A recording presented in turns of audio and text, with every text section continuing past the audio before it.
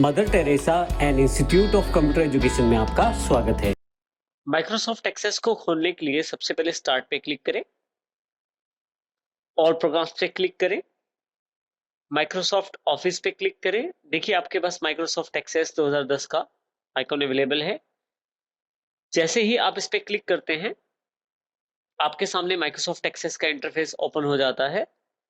Microsoft access का जो interface है वो कुछ भागों में बटा हुआ है, जिसमें सबसे इंपॉर्टेंट पार्ट है टैब्स।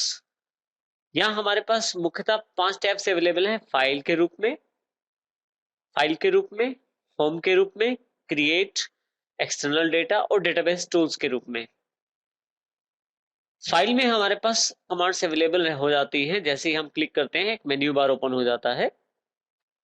जैसे ही हम होम पे क्लिक करते हैं हमारे पास एक रिबन अवेलेबल हो जाता है उन सभी कमांड्स के साथ जो होम टैब पे अवेलेबल हैं। सभी कमांड्स को ग्रुप्स में बांटा गया है। जैसे सबसे पहले व्यूज ग्रुप है, दूसरा क्लिपबोर्ड ग्रुप जिसके अंतर्गत कट, कॉपी और पेस्ट जैसी कमांड्स अवेलेबल हैं। सॉर्ट एंड फिल्टर ग्रुप जिसके अंदर फिल्टर और सॉर्टिंग से रिलेटेड कमांड्स अवेलेबल हैं। इसी तरह से अलग अलग ग्रुप्स के अंतर्गत बांटा गया है पूरे रिबन को। इस तरह से आप यदि सभी टैब्स की तरफ देखें तो इस प्रकार से इस तरह से हमारे पास काफी सारे ग्रुप्स में कमांड्स अवेलेबल हैं।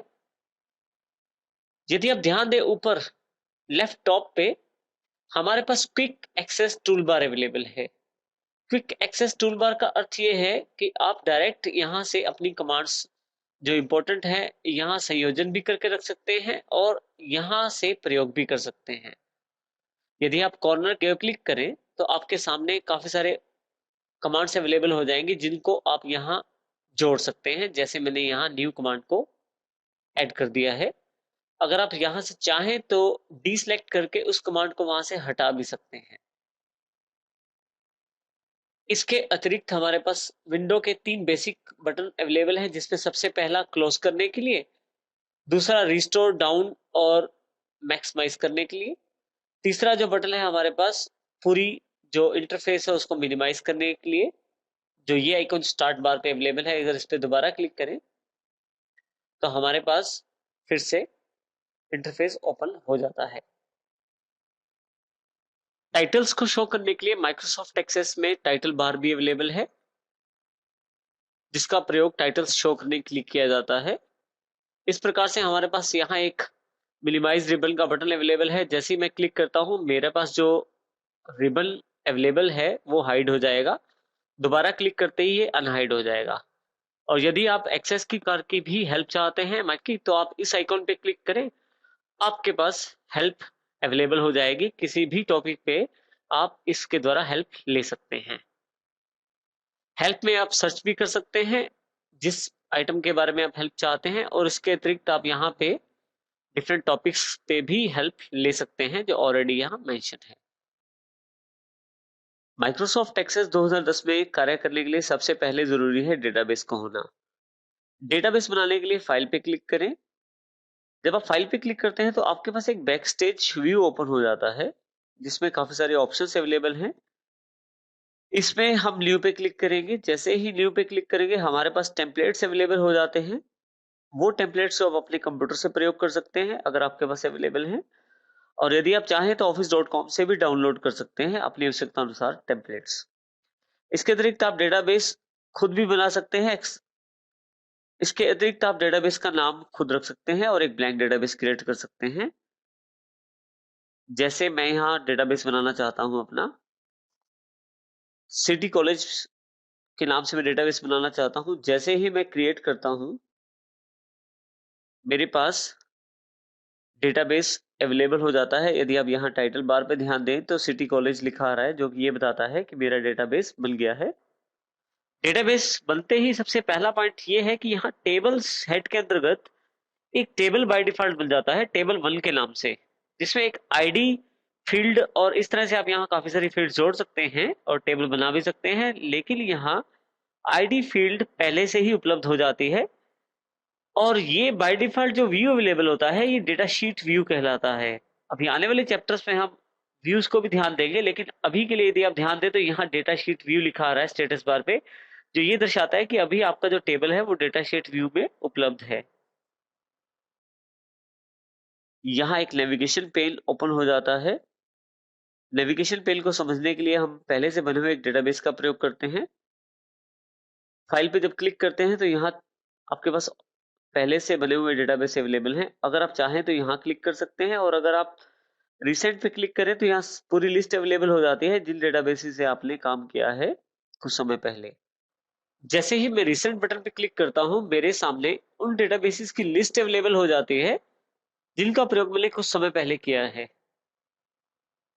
इसमें मैं अपना एक ऑलरेडी बना हुआ डेटाबेस खोलता हूँ। कॉलेज प्रोजेक्ट्स के नाम से वो डेटाबेस अवेलेबल है। जैसे ही मैं इसे क्लिक करता हूँ, मेरे पास वो डेटाबेस ओपन हो जाता है, लेकिन एक सिक्योरिटी वार्निंग के साथ। क्योंकि माइक्रोसॉफ्ट एक्सेस एक ऐसा सॉफ्टवेयर है जिसमें प्रोग्रामिंग भी की जा सकती है, और प्रोग्रामिंग के जरिए आपके डेटाबेस में वायरस भी डाला जा सकता है, जिससे आपका डेटा और आपकी फाइलें प्रभावित हो सकती हैं। ऐसी कोडिंग या ऐसा वायरस मैक्रोस के रूप में डाला जा सकता है या मॉड्यूल्स के रूप में कोडिंग करके डाला जा सकता है। लेकिन माइक्रोसॉफ्ट एक्सेस इस वार्निंग के साथ आपके सभी एक्टिव कंटेंट को डिसेबल कर देता है। प्रोग्रामिंग में अगर आपके वायरस भी है तो वो कोड आपके यहाँ नहीं चल पाएगा। ऐसी चीजों से बचने के लिए सिक्योरिटी वार्निंग आपके पास प्रदान की गई है। पहले आप सुनिश्चित कर लें कि डेटाबेस आपका है और उसमें किसी भी प्रकार के चेंजेस नहीं है। इसके पश्चात ही आप अनेबल कंटेंट पे क्लिक करें। अनेबल कंटेंट करते ही आपके पास ये सिक्योरिटी वार्निंग हट जाएगी। जैसे ही इनेबल कंटेंट पे क्लिक करता हूं, मेरे पास पूरी तरह से डेटाबेस ओपन हो गया है, जिसमें लेफ्ट साइड पे एक नेविगेशन पेन के रूप में उपलब्ध है जानकारी, और राइट साइड पे एक ब्लैंक साइड है। यदि आप यहाँ ध्यान दें तो हमारे पास यहाँ टेबल्स, क्वेरीज, फॉर्म्स और रिपोर्ट्स के रूप में सभी डेटाबेस के ऑब्जेक्ट अवेलेबल हैं, जो मेरे पास मेरे डेटाबेस में अवेलेबल हैं। किसी भी ऑब्जेक्ट को खोलने के लिए मैं उस पर डबल क्लिक करता हूँ। जैसे ही डबल क्लिक करता हूँ, राइट हैंड साइड का जो खाली स्पेस था वहां मेरे पास ये ऑब्जेक्ट या ये जो टेबल है वो अवेलेबल हो जाता है। जो प्रोजेक्ट्स नाम का टेबल है उसको ओपन किया तो मेरे पास ये राइट साइड पे ओपन हो गया है। इसी तरह से मैं चाहूँ तो दूसरा टेबल भी ओपन कर सकता हूँ। जैसे ही दूसरा टेबल ओपन करता हूँ तो आप ध्यान दें, एक टैब के रूप में ये टेबल आपके पास राइट हैंड साइड अवेलेबल हो जाता है। तो इस तरह से अगर आप कोई भी ऑब्जेक्ट ओपन करते हैं तो आपके पास वो सभी ऑब्जेक्ट्स यहाँ टैब्स के रूप में अवेलेबल होते जाते हैं। इसके साथ ही यदि आप ध्यान दें यहाँ पे, तो ये क्रॉस का बटन है क्लोज के लिए। जैसे ही आप इस क्लोज बटन पे क्लिक करते हैं तो आप अपने ऑब्जेक्ट को बंद भी कर सकते हैं। जैसे मैंने स्टूडेंट टेबल को क्लोज कर दिया है। जैसे ही आप किसी दो कॉलम्स के बीच में अपने माउस को लेके जाते हैं तो एक डबल एरो साइन और प्लस जैसा सिंबल आपके पास अवेलेबल हो जाता है। लेफ्ट क्लिक दबा के आप रखें तो इसको आप लेफ्ट राइट साइड पे, लेफ्ट या राइट किसी भी तरफ ड्रैग कर सकते हैं, और आप अपने कॉलम की विड्थ को बढ़ा और घटा सकते हैं। इसी तरह से अगर आप चाहे तो रो को भी बढ़ा सकते हैं, जिससे कि आपकी रो की हाइट भी कम या ज्यादा हो जाती है। इस तरह से आप इसका प्रयोग कर सकते हैं। नीचे की तरफ एक नेविगेशन बार भी आपके पास अवेलेबल है, जिससे आप नेविगेट कर सकते हैं रिकॉर्ड्स। आप चाहें तो अपने रिकॉर्ड्स में सर्च भी कर सकते हैं। यहाँ आप सर्च पे क्लिक करें और जिस तरह की इंफॉर्मेशन सर्च करनी है, जैसे मैंने पेरेंट्स लिखा तो उसने पेरेंट्स वर्ड को सिलेक्ट करके आपके सामने दे दिया है। इसके अतिरिक्त हमारे पास यहाँ एक स्क्रॉल बार अवेलेबल है, जो कि हॉरिजॉन्टल स्क्रॉल बार है, जिससे अगर आपका टेबल या आपका कोई ऑब्जेक्ट बहुत बड़ा है तो हॉरिजॉन्टली आप उसे स्क्रॉल करके भी देख सकते हैं। टेबल को यदि आप बंद करना चाहते हैं, यहाँ पे आपके पास क्लोज बटन है। यदि आप यहाँ क्लिक करें तो आपका टेबल या जितने भी ऑब्जेक्ट आपके पास खुले हैं, बारी बारी से आप उनको बंद कर सकते हैं।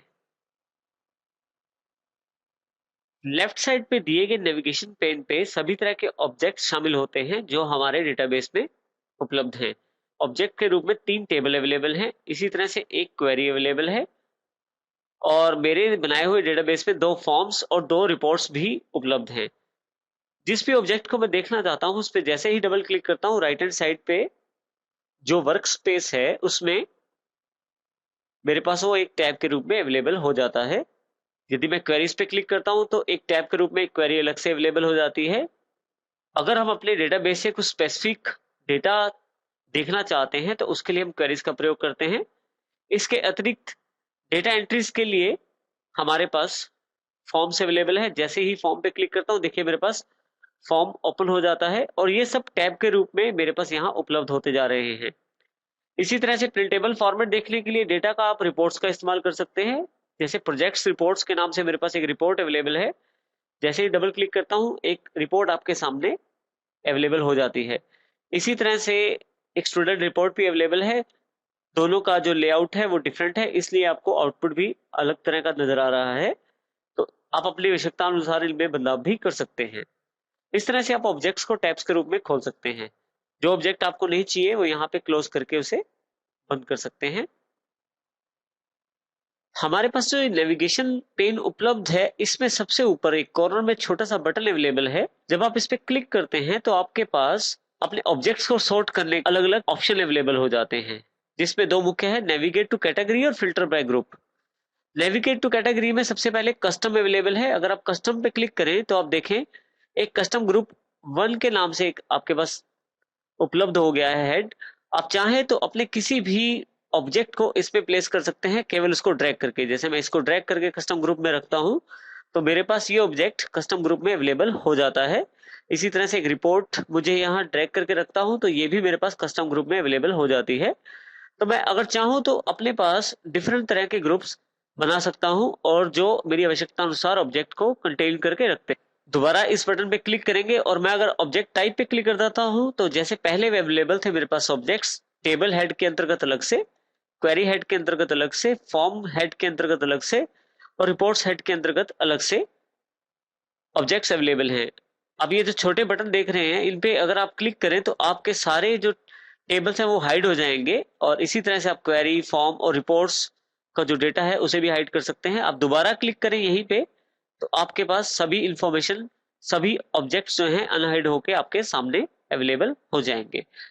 इसी तरह से अगर मैं यहाँ दोबारा क्लिक करता हूँ तो मेरे पास टेबल एंड रिलेटेड व्यूज के नाम से एक ऑप्शन अवेलेबल है। जब इस पे क्लिक करता हूँ तो देखिए जो प्रोजेक्ट्स के नाम से टेबल है उससे रिलेटेड जितने भी ऑब्जेक्ट हैं वो सारे मेरे पास यहाँ अवेलेबल हो गए हैं, जिसमें प्रोजेक्ट जो टेबल है उसकी जो रिलेटेड क्वेरी है, उसका फॉर्म और उसकी रिपोर्ट्स। इसी तरह से ट्रेनर टेबल का जो ऑब्जेक्ट्स हैं वो यहाँ, और इसी तरह से स्टूडेंट ऑब्जेक्ट यानी कि स्टूडेंट टेबल के रिलेटेड ऑब्जेक्ट सारे यहाँ अवेलेबल हो गए हैं। यहाँ अगर मैं दोबारा क्लिक करूं तो मैं created date, date wise, modified date wise और चाहूं तो मैं फिल्टर बाय ग्रुप भी कर सकता हूं, जैसे टुडे आज के बेस पे, और इसी तरह से ट्यूसडे या जिस भी दिन के हिसाब से अगर आपने उस पर काम किया हुआ तो फिल्टर बाय ग्रुप भी कर सकते हैं।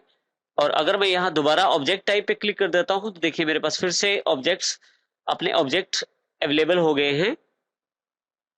और इस तरह से अगर मैं यहाँ चाहूँ देखूं तो फिल्टर बाय ग्रुप के अंतर्गत जो 4 हेड और दिए गए हैं, अगर टेबल्स पे क्लिक करता हूं तो मेरे पास केवल टेबल दिखाए जाएंगे।